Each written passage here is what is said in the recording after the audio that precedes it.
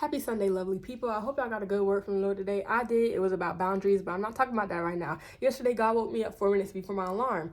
I love him. And I wasn't even sure if I was conscious yet, if I was oriented, but right when I was waking up, he said, Canaan, Canaan, Canaan. And I was like, yes. And so I looked at my phone, I was like, 5:56 a.m., Lord. I'm not gonna hold you. I understand you want to say something right now, but please, it's 4 minutes. Please, can I go to sleep? He let me go to sleep. So this is why we should not strive to be like anybody except Jesus. Okay. Yes. And so the alarm go off. I wake up and I was like, okay, Canaan, I'm ready. I'm ready. What do you got to say about Canaan? And I just started thinking about, like, what do I know about Canaan? And I was like, oh, promised land. I know that. But then I was like, Canaan, like when they first approached the boundaries of Canaan, if I'm not mistaken, their first battle was the Battle of Jericho. Their first battle out of like multiple. And I was like, Lord, okay, promised land soon, but also when I get there, like, I gotta go through something. Anyways, but he just like helped me get through it, okay?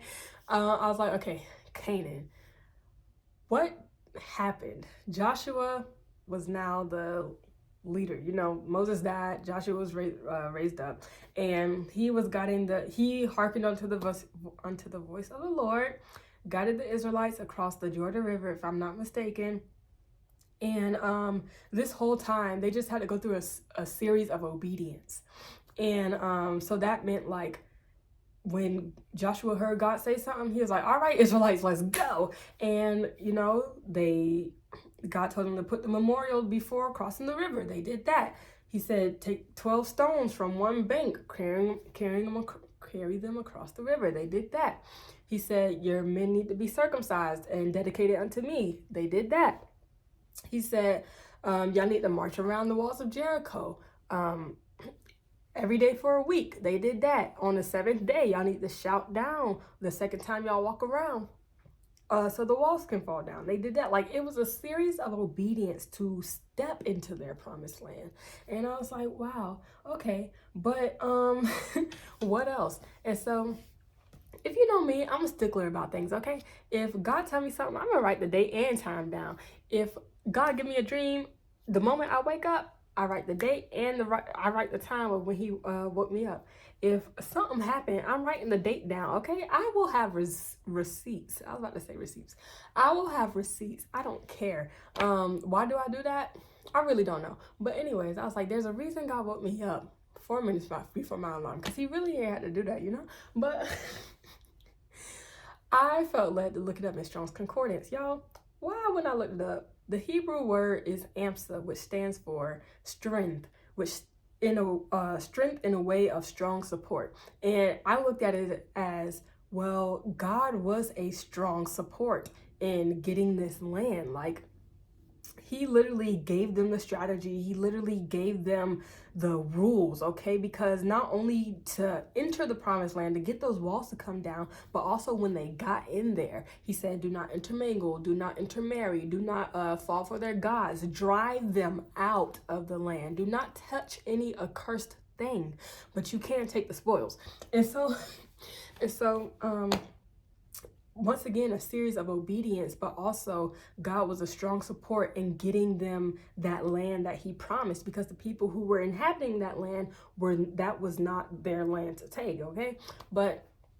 And then the Greek word, after looking up 556, the Greek word was, I'm not gonna lie, I don't know how to say it, but in English, it means to drive away. And I was like, Lord, you were strategic. I was a little angry about waking up, before my alarm, but I was like, wow, I should have, stayed up and started talking to you, but it means to drive away. And so what God is saying in this time, if you know that you are exiting your wilderness season, God has told you, you've confirmed it. Well, he's confirmed it with you. If you know you are exiting your wilderness season and entering into your promised land, but maybe it just doesn't look like what you think it should. It looks like things are not in order. It looks like things that you're supposed to have, they're just not in your hands at the moment.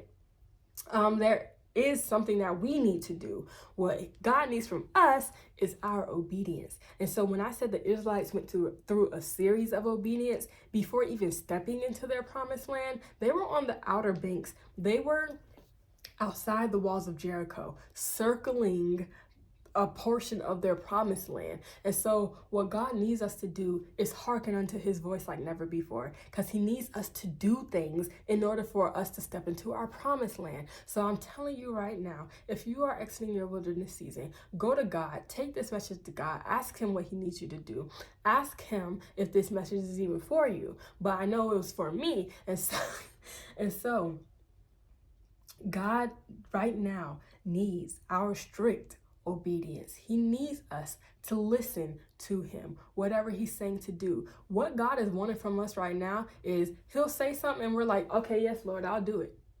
Like immediate. We need a heightened fear of the Lord. I'm not saying like scary, but I'm saying a heightened respect, a heightened reverence, that you understand he reigns, he is Lord, he is God, and so you will obey. And so what God is wanting from us is literally just our obedience. Just our obedience. So hearken unto the voice of the Lord. When he says something, don't be afraid to do it. Don't be afraid of men in their faces. Period. Okay? Hearken unto his voice. Be obedient. And then the walls of Jericho will fall down for you to enter your promised land. But again, when you enter your promised land, don't do as they would do. Yeah. That's enough on that. I hope y'all have a good day. Once again, take this message back to the Lord. Spend some time talking to him and in prayer, and also just asking him maybe for strategy. Okay. Yeah, hope y'all have a good day. Love Jesus. That's all I gotta say.